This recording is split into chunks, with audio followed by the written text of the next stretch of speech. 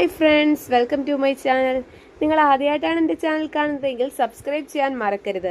കൂടാതെ അടുത്തുള്ള പാട്ടുകൾ അപ്ലോഡ് ചെയ്യുമ്പോൾ അറിയുവാനായി ആ ബെല്ലൈക്കൺ കൂടി ഒന്ന് പ്രസ് ചെയ്തേക്കാം.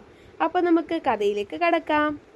ദ്രൗപദി ദർശം ഭാഗം 21. രചന ഫൗസിയ നൗഷാദ്. കമ്പനിയിലാരും വന്നിട്ടില്ല. സെക്യൂരിറ്റി ഫ്രഷ് ആവാൻ പോയിരുന്നു. അവൻ ഡോറ് തുറന്ന് അകത്തേക്ക് കയറാനൊരുങ്ങിയതും അവിടെ ഒരു ഒഴിഞ്ഞ കോണിൽ ചാരിയിരുന്നുറങ്ങുന്ന പെൺകുട്ടിയെ കണ്ടു. അവൻ അതിശയത്തോടെ അവളുടെ അടുത്തേക്ക് ചെന്നു. അവളെ തന്നെ സാഗൂതം നോക്കിയിരുന്നു. നിഷ്കളങ്കമായ മുഖം, മുടി പാറി വീണ് കിടപ്പുണ്ട്. അവൻ ആ മുടിയിഴകൾ മെല്ലെ ഒതുക്കി വെച്ചതും അവൾ ഞെട്ടി കണ്ണു തുറന്നു. അയ്യോ! അവൾ അവനെ കണ്ടതും ഭയത്തോടെ നിലവിളിച്ചു. അവൾക്ക് ഒറ്റ നോട്ടത്തിൽ ശിവാനിയുടെ ഛായയുണ്ടെന്ന് അവന് തോന്നി. ആരാ കുട്ടി? എന്താ ഇവിടെ? അവൻ ചോദിച്ചു. അവൾ അവനെ വല്ലായ്മയോടെ നോക്കി. ശിവാനി ചില്ലേ ഇവിടെ? ഇരിക്കുന്നിടത്തു നിന്ന് എഴുന്നേറ്റുകൊണ്ട് അവൾ ചോദിച്ചു. ശിവാനി ഇല്ലല്ലോ. ആരാ നീ? എവിടെന്നാ? എനിക്ക് ശിവാനി ചേച്ചി ഒന്ന് കാണണം പ്ലീസ്. അവൾ അവൻ്റെ കാലിലേക്ക് വീണുകൊണ്ട് പറഞ്ഞു. അവൻ അത്ഭുതപ്പെട്ടു. പ്ലീസ് ചേട്ടാ, എനിക്ക് എൻ്റെ ചേച്ചി ഒന്ന് കാണിച്ചതാ. ഒന്ന് കണ്ടിട്ട് ഞാൻ പൊക്കോളാം. അവൻ അവളെ പിടിച്ചെഴുന്നേൽപ്പിച്ചു. എന്താ ഇത്? അവൾ ഇവിടെ ഇല്ലാടോ. ശിവാനി ട്രിപ്പിന് പോയേക്കാ. അവൾ ഇറങ്ങിയിട്ട് 10 മിനിറ്റ് കഴിഞ്ഞു. അയ്യോ, ഇനി എന്നാ വരിക? ഒരാഴ്ച കഴിയും. അവൾ നിരാശയോടെ താഴേക്ക് നോക്കി നിന്നു. താൻ വാ, ചോദിക്കട്ടെ. അവന് പിന്നാലെ മടിയോടെ അവൾ അകത്തേക്ക് നടന്നു. അവൻ അവളെ ക്യാബിനിലേക്ക് കൂട്ടിക്കൊണ്ടു വന്നു. അവിടെ ഇരുന്നു. ഇരിക്ക്. അവൾ ചുറ്റും അപരിചിത ഭാവത്തോടെ നോക്കിയ ശേഷം അവിടെ ഇരുന്നു. ആരാ? ശിവയെ എങ്ങനെ അറിയാം? ഞാൻ ശിവാനിയച്ചിയുടെ അനിയത്തിയാ, ശ്യാമ. വാട്ട്? അവനൊന്ന് ഞെട്ടി. അവൾക്കൊരു അനിയത്തിയുണ്ടെന്ന് അവൾ പറഞ്ഞിട്ടുണ്ട്, പക്ഷേ ആദ്യമായിട്ടാണ് കാണുന്നത്.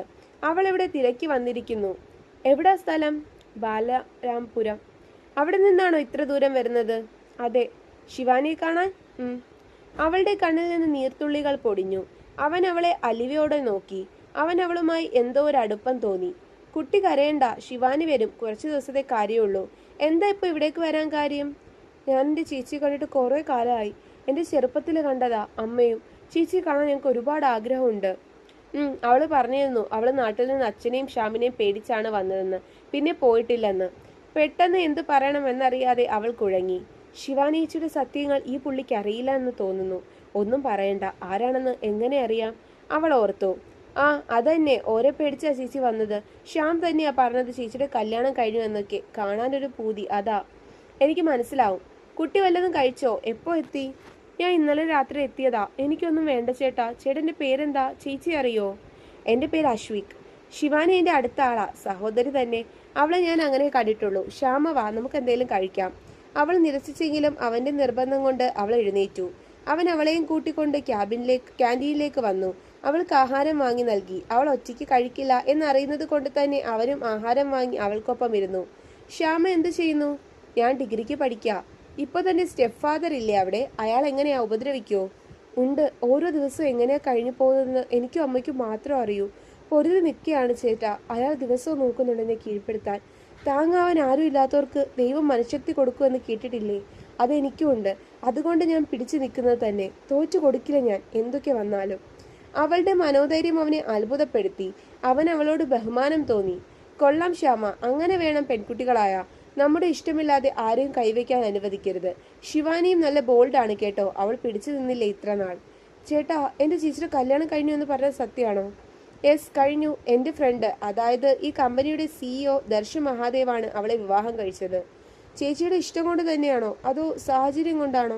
പാവം ചേച്ചി ഒരുപാട് ആഗ്രഹിച്ചു, ഒരുപാട് സഹിച്ചു, പക്ഷെ ഒന്നും നടന്നില്ല. അവൾ പെട്ടെന്ന് മൗനമായി. ശ്യാമ എന്താ പറഞ്ഞത്? ഒരുപാട് ആഗ്രഹിച്ചെന്നോ? ശിവാനിക്ക് മുന്നേ പ്രണയമോ മറ്റോ ഉണ്ടായിരുന്നോ? ഏയ്, ഞാൻ അങ്ങനെയല്ല ഉദ്ദേശിച്ചേ. പറയൂ ശ്യാമ, ഞാൻ ആരോടും പറയില്ല. ശ്യാമയ്ക്ക് എന്നെ വിശ്വസിക്കാം. അവൾ മടിയോടെ അവനെ നോക്കി. ചേച്ചിക്ക് ചെറുപ്പത്തിലൊരു പ്രണയം ഉണ്ടായിരുന്നു എന്ന് മാത്രമേ എനിക്ക് അറിയൂ ചേട്ടാ. ആ ചേട്ടനെ എൻ്റെ ചേച്ചിക്ക് ജീവനായിരുന്നു. കുട്ടിക്കാലത്തെ തമാശയായിരുന്നില്ല. ചേച്ചി ഒരുപാട് സ്നേഹിച്ചിരുന്നു. പക്ഷെ ആ ചേട്ടൻ്റെ വീട്ടുകാർ സമ്മതിച്ചില്ല. അവർ രണ്ടാളും പിരിഞ്ഞു. കുട്ടിക്കാലത്തെ അല്ലേ, അതൊക്കെ ചേച്ചി ഇപ്പോൾ മറന്നു കാണും. അവൻ ആലോചനയിലായി. ചേട്ടൻ ഇത് ആരോടും പറയല്ലേ. ഇപ്പോൾ എന്താ ചേച്ചിയുടെ അവസ്ഥ എന്ന് എനിക്കറിയില്ലല്ലോ. ഏയ്, ഞാൻ പറയില്ല ശ്യാമ. പിന്നെ ഇപ്പോൾ അവൾ ഹാപ്പിയാ. അവനവളെ നല്ലപോലെ നോക്കുന്നുണ്ട്. അവർ രണ്ടുപേരും കൂടി ഹണിമൂണിന് പോയേക്കാം. അവൻ പുഞ്ചിരിയോടെ പറഞ്ഞു. കഴിച്ചു കഴിഞ്ഞ് അവർ രണ്ടാളും ഇറങ്ങി. ശ്യാമ എന്നാൽ പൊക്കോളൂ, എന്നിട്ട് പിന്നെ എപ്പോഴെങ്കിലും വരൂ. അവർ ഇനി വരാൻ ലേറ്റ് ആവും. താങ്ക്സ് ഏട്ടാ. അവൻ പുഞ്ചിരിച്ചു. അവൾ പുറത്തേക്കിറങ്ങി. അവൻ ഡ്യൂട്ടിക്ക് വേണ്ടി അകത്തേക്കും കയറി. അവർ അപ്പോഴും ട്രെയിൻ കയറിയിരുന്നു. AC കോച്ച് ബുക്ക് ചെയ്ത് പോകുന്നത് കൊണ്ട് തന്നെ സമാധാനമുണ്ട്. അവർ രണ്ടാളും മാത്രമേ ഉണ്ടായിരുന്നുള്ളൂ. ബാഗൊക്കെ ഒതുക്കി വെച്ച് അവർ സമാധാനത്തോടെ ഇരുന്നു. അവനെതിരെയാണ് അവൾ ഇരുന്നത്. അവനെ കണ്ടുകൊണ്ട് സംസാരിക്കാമെന്ന് കരുതി. അവന്റെ മുഖത്ത് എപ്പോഴും മനോഹരമായ ഒരു പുഞ്ചിരിയുണ്ട്, ഒരു ശാന്തത. ശിവാനി, നിനക്കെന്ത് തോന്നുന്നു ഈ ട്രിപ്പിനെ കുറിച്ചു? അങ്ങനെയൊക്കെ ചോദിച്ചാല് സന്തോഷമുണ്ട്. പെട്ടെന്ന് പ്ലാൻ ചെയ്തതല്ലേ, അതും ആഷിയേട്ടൻ പറഞ്ഞത് കൊണ്ട്. അതെ, അത് സത്യ. ആശി പറഞ്ഞത് കൊണ്ടാ. നമ്മൾ നാളെ അവിടെ എത്തൂട്ടോ. മതി, നമുക്കിവിടെ ഇരിക്കാന്നേ. എനിക്ക് ട്രെയിൻ യാത്ര ഇഷ്ടാ, അവളും ചിരിയോടെ പറഞ്ഞു. ശിവാനി, ഇങ്ങ് അടുത്ത് വന്നേ. അവൾ അവന്റെ അടുത്ത് വന്നിരുന്നു. അവൻ അവൾക്ക് എതിരെ ഇരുന്നു. സത്യത്തില് തനിക്ക് പൂച്ചക്കണ നല്ല രസമുണ്ട് കേട്ടോ. അവൻ പറഞ്ഞത് കേട്ട് അവൾ ചിരിച്ചു. ഏട്ടൻ ഇടയ്ക്കിടയ്ക്ക് ബോധം വരുമല്ലോ. അല്ല, ശരിക്കും ഞാൻ എപ്പോഴും അത് ശ്രദ്ധിക്കാറുണ്ട് ശിവ. ഈ കണ്ണുകൾക്ക് എന്തോ പ്രത്യേകതയുള്ളത് പോലെ, എന്തോ ഒരു മാസ്മരികത, ഒരു മുൻജന്മ ബന്ധം ഉള്ളത് പോലെ തോന്നും. നമ്മൾ തമ്മില് അങ്ങനെ ഒരു ബന്ധം ഉണ്ടല്ലോ. അതെന്താ അങ്ങനെ പറഞ്ഞത്? അല്ല, അത് നമ്മൾ തമ്മിൽ അന്ന് രാത്രി അങ്ങനെയൊക്കെ സംഭവിച്ചതല്ലേ. ശരീരം കൊണ്ട് നമ്മൾ എന്നേ ഒന്നായവരല്ലേ. അത് ശരിയാ ശിവ, അന്ന് ഞാൻ മനഃപൂർവ്വം ആയിരുന്നില്ലല്ലോ. ഒന്നും അറിയാതെ സംഭവിച്ചതാ ശിവ. ഷ്യാമിന്റെ ചതിയായിരുന്നു. അന്ന് എന്താ നടന്നതെന്ന് എനിക്കറിയില്ല. ഒന്നും ഞാൻ സ്വഭാവത്തോടെ ചെയ്തതായിരുന്നില്ല. അവൻ അവന്റെ കൈകളിൽ മുറുകെ പിടിച്ചു. എനിക്കറിയാം ദേവേട്ട, അന്ന് നടന്നത് എനിക്ക് ഓർമ്മയില്ല. പക്ഷേ അത് നമ്മുടെ തെറ്റല്ലല്ലോ. ഇപ്പോൾ എനിക്കതിൽ തെല്ലും പരിഭവവും ദേഷ്യവും ഒന്നുമില്ല. ഒക്കെ വിധിയായിരുന്നു. എനിക്കതിൽ ഇനിയൊരു പരാതിയില്ല. ഇനി എന്തിനാടി പരാതി? നീ എന്റേതല്ലേ പെണ്ണെ. അവൻ അവളെ തന്നോട് ചേർത്തു. ദൈവമേ, ഒരിക്കലും ഈ സ്നേഹം നീ നഷ്ടപ്പെടുത്തലേ കണ്ണ. അവന്റെ ഉള്ളിലും അതേ പ്രാർത്ഥന തന്നെയായിരുന്നു. അവളുടെ ഭൂതകാലം എന്താണെന്നറിയില്ല, ശരിക്കുള്ള ചുറ്റുപാടും എന്താണെന്നറിയില്ല. പക്ഷേ ഒന്നു മാത്രം അറിയാം, ഈ തന്റേടി പെണ്ണ് ഇപ്പോൾ തന്റെ ഹൃദയം കൈയടക്കിയിരിക്കുന്നു. ഇനി അവളിൽ നിന്നൊരു മടക്കം അസാധ്യം. ആഷി കമ്പനിയിൽ നിന്നിറങ്ങുമ്പോൾ നേരം ഒരുപാട് വൈകിയിരുന്നു. ദർശില്ലാത്തത് കൊണ്ട് തന്നെ അവൻ ആ ജോലികൾ കൂടി ചെയ്യേണ്ടിയിരുന്നു. അതിലവന് പരിഭവമൊന്നുമില്ല. ദർശ് അവനെന്നും സഹോദരൻ തന്നെയാണ്. എന്നാലും അതല്ല, ശിവാനിക്ക് മുമ്പ് ഒരു പ്രണയം ഉണ്ടെന്ന കാര്യം പുതിയ അറിവായിരുന്നല്ലോ. അവളുടെ മനസ്സിൽ ഇപ്പോഴും അവനുണ്ടോ? പിന്നെ എന്തിനാണ് അവൾ ദർശിന്റെ ജീവിതത്തിലേക്ക് വന്നത്? ഇനി അവളെ കണ്ടാലേ സത്യങ്ങൾ അറിയാൻ പറ്റൂ. അവൻ ഓരോന്നാലോചിച്ച് പുറത്തേക്കിറങ്ങി. കാർ പാർക്കിങ്ങിന് നേരെ നടന്നു. കാറെടുത്ത് ഇറങ്ങാൻ ഒരുങ്ങിയതും കമ്പനിയുടെ സൈഡിലുള്ള മരച്ചുവട്ടിൽ ബാഗും നെഞ്ചോട് ചേർത്ത് പിടിച്ചിരിക്കുന്ന ഷ്യാമയെ കണ്ട് അവൻ അത്ഭുതപ്പെട്ടു. അവൻ കാർ ഒതുക്കി അവളുടെ അടുത്തേക്ക് വന്നു. അവനെ കണ്ട് അവൾ ഞെട്ടി എഴുന്നേറ്റു. താൻ ഇതുവരെ പോയില്ലേ? അത് ഞാൻ ചേച്ചി വന്നിട്ട് പൊക്കോളാം. കുട്ടി, തന്നോടല്ലേ ഞാൻ പറഞ്ഞത് അവരിനി ഒരാഴ്ച കഴിഞ്ഞേ വരുമെന്ന്. സാരല്ല, ഞാൻ ഇവിടെ ഇരുന്നോളാം. എൻ്റെ ഈശ്വര, അവൻ തലയിൽ കൈവച്ചു. ഇവിടെ ഇങ്ങനെ ഒറ്റയ്ക്കിരിക്കുവോ? അതും ഈ രാത്രി? വീട്ടിലേക്ക് പോവൂ, അല്ലെങ്കിൽ ഹോസ്റ്റലിലേക്കോ മറ്റോ. എനിക്കിനി വീട്ടിൽ പോകാൻ പറ്റില്ല ചേട്ടാ. ഷ്യാമും അയാളുടെ അച്ഛനും എന്നെ വിടില്ല. അവരറിയാതെയാണ് ഞാൻ വന്നത്. എനിക്ക് ചേച്ചിയെ കണ്ടിട്ട് ഇനി മടങ്ങി പോകാൻ പറ്റൂ. എങ്കിൽ ഞാൻ തന്നെ ഹോസ്റ്റലിലേക്കോ റൂമിലേക്കോ ആക്കാം. വരൂ. അവൻ വിളിച്ചിട്ടും അവൾ മടിയോടെ അവിടെ നിന്നു.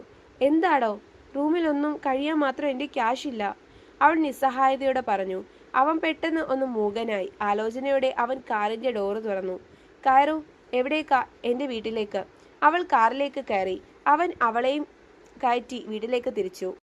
ആഷിയുടെ കാറ് വന്നു നിന്നതും അവന്റെ കുഞ്ഞിപ്പെങ്ങൾ ഓടി പുറത്തേക്കിറങ്ങി. അവനെ ചുറ്റി പിടിച്ചു. അവൾ കൈനീട്ടി. അപ്പോഴാണ് അവനത് ഓർമ്മ വന്നത്. അയ്യോ മോളെ, ഏട്ടൻ ചോക്ലേറ്റ് വാങ്ങിയിട്ടില്ലെന്ന് മറന്നുപോയി. അവളുടെ മുഖം വാടി. ഞാൻ മിണ്ടില്ല, പോ. അവൾ പോവാനൊരുങ്ങിയതും അവൻ അവളുടെ കയ്യിൽ പിടിച്ചു നിർത്തി. പകരം വേറൊന്ന് കൊണ്ടുവന്നിട്ടുണ്ട്. എന്താ? അവൻ കാറിന്റെ ഡോറ് തുറന്നു. ശ്യാമ ഇറങ്ങണോ വേണ്ടയോ എന്ന് സംശയിച്ച് അവിടെ തന്നെ ഇരുന്നു. ഇതാരാ? ഇറങ്ങു ശ്യാമ. ഇതാണ് ഞാൻ പറഞ്ഞത്, ചേച്ചിയാ, ശ്യാമ ചേച്ചി.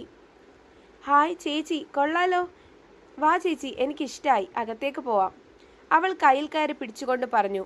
ശ്യാമ ആ പെൺകുട്ടിയോടൊപ്പം നടന്നു. കൂടെ അശ്വിക്കും.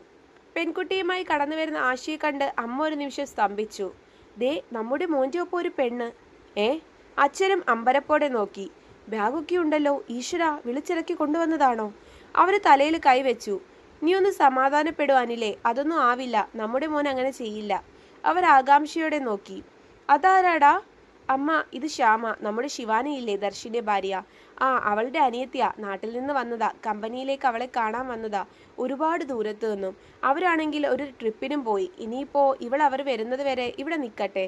അമ്മ ഇവക്ക് മുറി കാണിച്ചു കൊടുക്ക്, റെസ്റ്റ് എടുക്കട്ടെ. യാത്ര ചെയ്ത് വന്നതല്ലേ. അനില അവൾക്ക് മുറി കാണിച്ചു കൊടുത്തു. അവൾ തലകുലിച്ച് മുറിയിലേക്ക് കയറി. കുട്ടി ഫ്രഷായി വരൂ, ഫുഡ് എടുത്തു വെക്കാം. അവർ പോയതും ശ്യാമ ചുറ്റിലും കണ്ണോടിച്ചു. എന്ത് വലിയ വീടാണ്, തന്റെ വീടിന്റെ അത്ര ഉണ്ടാവും ഒരു മുറി. ചേച്ചി എന്നായിരിക്കും ഇനി വരിക? അവൾക്ക് ആകെ ഒരു അപരിചിതത്വം തോന്നി. ആഷി, ഈ കുട്ടിയെ നീ ഇവിടേക്ക് കൂട്ടിക്കൊണ്ടു വന്നത് എന്തിനാ? ശബ്ദം താഴ്ത്തി അനില ചോദിച്ചു. അമ്മേ, ഞാൻ പറഞ്ഞില്ലേ, ഇന്നവൾ ശിവാനി തിരക്കി കമ്പനിയിൽ വന്നു. അവിടെ തന്നെ ഇരിക്കുക, അവൾക്ക് വേറെ ആരെയും പരിചയമില്ലല്ലോ. അതാ ഞാൻ ഇവിടേക്ക് കൊണ്ടുവന്നത്. ശിവാനി വന്നാലുടനെ അവൾ പോവും. അത് കുഴപ്പമില്ല, നിന്നോട്ടെ, ദർശുമോന്റെ ബന്ധുവല്ലേ. അല്ല, അവർ എവിടെ പോയി? ബാംഗ്ലൂര്. ഓ, അവനെ കണ്ടിട്ട് എത്ര നാളായി. ഇനി അവനിങ്ങ് വരട്ടെ. ഉച്ചയ്ക്കുള്ള ഫുഡ് സുഭദ്രാമ്മ പൊതിച്ചോറ് കൊടുത്തു വിട്ടിരുന്നു. ട്രെയിനിലെ ഫുഡ് ഒരുവിധം ഒഴിവാക്കുന്നതാണ് നല്ലത്. അവൾ ചോറ് പൊതി തുറന്നു. ഒരെണ്ണമേ ഉണ്ടായിരുന്നുള്ളൂ. അതിൽ തന്നെ അവർ ആവശ്യത്തിലധികം ചോറും സൈഡിലായി ചമ്മന്തിയും 2 തരം തോരനും അവിയലും മീൻ വറുത്തതും ഒക്കെ എടുത്തു വെച്ചിട്ടുണ്ട്. വാഴയിലയിലായതുകൊണ്ട് തന്നെ ഉഗ്രം മണവും. കൊള്ളാലോ, അമ്മ രാവിലെ തന്നെ ഇത്രയും ഉണ്ടാക്കിയോ? പാവ അമ്മ, ദർശു പറഞ്ഞു. തുടരും. അപ്പോൾ നിങ്ങൾക്ക് എൻ്റെ കഥ ഇഷ്ടമായെങ്കിൽ ലൈക്ക് ചെയ്യാനും ഷെയർ ചെയ്യാനും കമൻറ്റ് ചെയ്യാനും മറക്കണ്ട. നന്ദി.